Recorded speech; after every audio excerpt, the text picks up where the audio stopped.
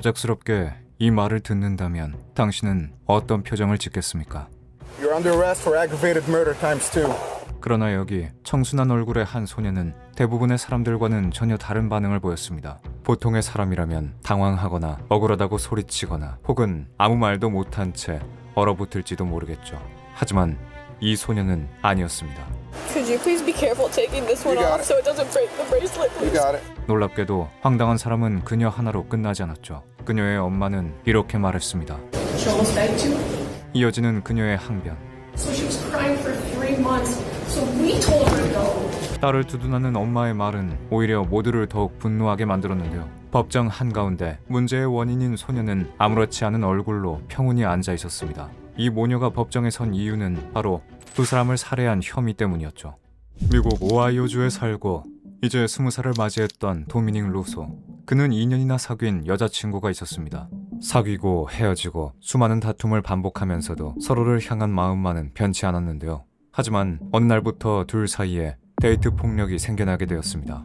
폭력의 주체는 도미닉이 아닌 도미닉의 여자친구였는데요. 여자친구는 학교 복도 한복판에서 도미닉에게 모욕적인 말들과 욕설을 서슴없이 내뱉었고 그들의 다툼은 상당히 살벌했습니다. 처음에는 보통의 커플들처럼 서로를 너무 잘 아니까 더 쉽게 다투고 감정이 격해질 땐 서로의 최악의 모습까지 보여주는 그런 연애라고 생각했습니다. 헤어졌다가 다시 만나고 싸우고 또 화해하는 과정을 반복하면서 주변 사람들도 그저 둘의 문제겠거니 생각했죠. 요즘 연애하는 사람들 다 저런 거 아니냐며 크게 걱정하지 않았습니다. 하지만 점점 이상한 낌새가 포착되기 시작했습니다. 죽여버린다는 말이 장난이 아닌 것 같았고 차로 들이받아버린다는 연인 사이에서 오갈 수준을 벗어난 말들이 튀어나왔는데요. 그리고 그녀의 위협은 어느 순간부터 말이 아니라 현실로 바뀌고 있었죠. 전화기 너머로 문자 메시지로 그리고 학교 안팎에서까지 그녀의 위협은 집요하게 반복됐습니다. 문 열어, 안 열면 진짜 들이받는다, 죽여버린다. 그저 여자친구의 과도한 집착이려니 여기던 친구들도 그녀의 행동을 점점 우려하기 시작했죠. 시간이 흐를수록 여자친구의 집착과 행패는 점점 더 심해졌습니다. 한때 같은 집에 살기도 했던 사이였지만 어느 순간 그녀가 집에 있는 게 더 불편한 사이가 되어버렸고 그러던 중 사건이 터졌습니다. 2022년 7월 17일 도미닉은 친구에게 전화를 걸어 도움을 요청했습니다. 나 좀 데리러 와줄 수 있어? 여자친구가 너 이 차로 확 들이받아버린다.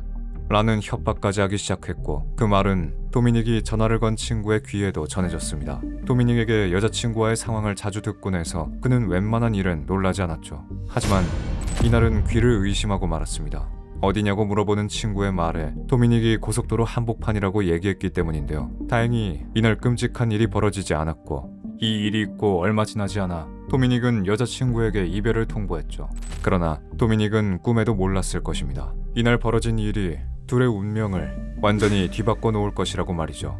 도미닉의 여자친구는 이별을 통보해도 아랑곳하지 않고 도미닉의 집에 찾아오며 이별을 받아들이지 못하는 모습을 보여주었죠. 하지만 문 열어. 안 열면 차로 들이받아버린다. 라며 얼마 전과 유사한 협박을 여러 차례 했죠. 그녀는 그의 집 문고리가 부서지도록 난폭하게 문을 두들기며 소리쳤는데요. 겁에 질린 도미닉은 엄마에게까지 전화를 걸어 도움을 요청했죠. 건장한 성인 남성이 어머니에게 전화를 걸어 도움을 요청할 정도면 도대체 얼마나 무서웠던 걸까요? 그녀의 상황에 이번에도 어쩔 수 없이 이별을 하지 못한 채 넘어갔고 2022년 7월 31일 도미닉은 친구 데비온과 함께 여자친구가 초대한 파티에 갔습니다. 여자친구와 유독 싸우지 않았던 하루였는데요. 이날 도미닉은 어딘가 안도한 듯한 표정이었습니다. 늘 불안에 떨던 그가 오랜만에 마음을 놓은 듯해 보였죠. 파티 덕분인지 여자친구의 기분도 평소보다 차분해 보였고 도미닉은 오늘은 정말 괜찮다는 말을 몇 번이고 되뇌이며 이 고통스러운 관계가 조금은 나아질 수 있을 거란 희망을 잠시 품어보기도 했습니다. 늘 다툼이 잦았던 관계였기에 친구도 오늘은 좀 괜찮아 보인다며 안심했을 정도였죠. 그날 파티에서 도미닉은 오랜만에 친구들과 웃음을 터뜨렸고 데비온 역시 편안한 분위기 속에서 여유를 즐겼는데요. 도미닉과 여자친구도 평소보다 더욱 다정해 보였죠. 데비온은 도미닉에게 이젠 정말 화해한 거 맞지? 라며 조심스럽게 물었고 도미닉은 쓴 웃음을 지으며 고개를 끄덕여 보이기까지 했는데요. 시간이 지나 파티가 끝나고 두 사람은 집에 돌아가기 위해 자연스레 도미닉의 여자친구의 차에 올라탔습니다. 그렇게 기분 좋은 하루를 마치고 집에 가 하루를 마무리하기만 하면 되는데 하지만 그들은 끝내 그 하루를 마무리할 수 없게 되었습니다. 크게 파손된 차량이 있다는 신고를 받고 저는 미국 클리블랜드 외곽 사고 현장에 도착했습니다. 현장에 있던 탑승자 3명 중 살아남은 사람은 단 1명. 운전석에 앉아있던 10대 여성 맥켄지 시릴라였는데요. 사고 당시 차량은 시속 160km로 달리다 건물로 정면 돌진한 상태였고 그 자리에서 20살 도미닉 루소와 그의 친구 데비온 플래너건은 즉사했습니다. 사건 당시 CCTV 영상을 입수하여 분석해보았는데요. 처음엔 급발진 같아 보였지만 저는 영상 속 수상한 점을 찾아냈습니다. 급발진 사고였다면 최소한 브레이크를 밟으려는 흔적이 남아있어야 했죠. 그러나 영상 속 어디에서도 그런 맥켄지의 행동을 찾아볼 수 없었는데요. 사건을 조사하던 중 저희는 더욱 충격적인 사실을 발견하게 됩니다. 맥켄지가 다니던 학교의 학생들은 모두가 입을 모아 증언했죠. 맥켄지 시릴라라면 사람 죽이고도 남아요. 그 여자애 애들 괴롭히는 걸로 유명해요. 안타까운 사고에 휘말린 피해자 정도로만 알았던 맥켄지. 하지만 그녀의 주변 평판은 전혀 달랐습니다. 그해 저희는 맥켄지를 더 깊이 수사하기로 했죠. 그리고 그 과정에서 놀라운 정황이 드러납니다. 사고 며칠 전 맥켄지가 미리 사고 장소를 찾아간 정황이 포착된 겁니다.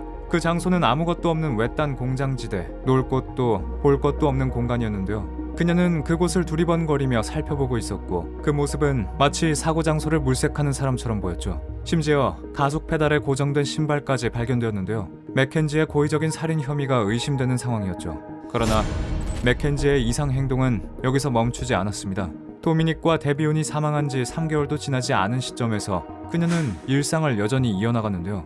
그녀는 시체 분장을 한 채로 할로윈 파티를 즐기고 비키니를 입은 채 콘서트를 다녀왔으며 SNS에 활발하게 사진을 올렸습니다. 무엇보다 틱톡 활동을 하며 경솔한 발언들을 계속했죠. 그리고 그녀는 어떤 에이전시 업체와의 컨택이 있었는데요. 그 컨택에 대해 그녀와 그녀의 엄마는 좋은 기회를 주셔서 감사하다고 말했죠. 누군가의 죽음을 애도하긴커녕 오히려 잊은 듯한 모녀의 그 모습은 세간의 분노를 일으킬 수밖에 없었습니다.